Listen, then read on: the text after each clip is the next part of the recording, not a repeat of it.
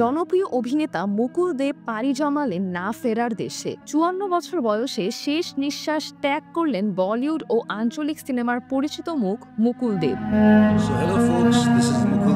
শুক্রবার ২৩ মে তার মৃত্যুর ঘটনা ঘটলেও তা প্রকাশ্যে আসে শনিবার ২৪ মে।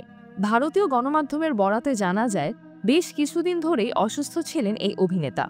শারীরিক অবস্থার অবনতি ঘটলে তাকে আইসিইউতে ভর্তি করা হয়।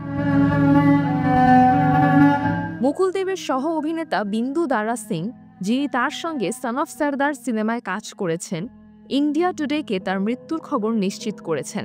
তিনি বলেন, মুকুলকে আর পর্দায় দেখা যাবে না, এটা ভাবতেই কষ্ট হচ্ছে। বাবা মা মারা যাওয়ার পর থেকেই সে একাকিত্বে ভুগছিল, নিজেকে সমাজ থেকে আলাদা করে নিয়েছিল। শেষ দিকে তার অবস্থার বেশ অবনতি ঘটে। তার পরিবারের প্রতি আমার গভীর সমবেদনা। মুকুল ছিল দারুণ এক মানুষ, আমরা সবাই তাকে খুব মিস করব। অন্যদিকে অভিনেত্রী দীপশিখা নাগপাল ইনস্টাগ্রামে মুকুলের সঙ্গে একটি ছবি শেয়ার করে তাকে স্মরণ করেন। তিনি জানান, মুকুল কখনো নিজের অসুস্থতা নিয়ে মুখ খুলত না। আমাদের একটি বন্ধু মহলের হোয়াটসঅ্যাপ গ্রুপ ছিল, যেখানে আমরা মাঝে মধ্যে কথা বলতাম। আজ সকালে ঘুম থেকে উঠে ওর মৃত্যুর খবর শুনি, তখন থেকেই তার নম্বরে বারবার কল করছি। ভাবছি হয়তো একবার ফোনটা ধরবে।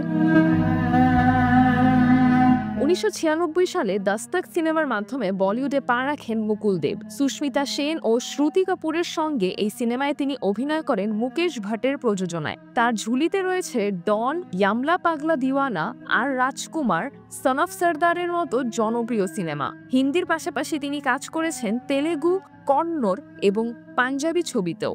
মুকুল ছিলেন বলিউডের আরেক পরিচিত মুখ রাহুল দেবের ছোট ভাই। তিজরাতু আভা, ডেইলি আওয়ার বাংলাদেশ।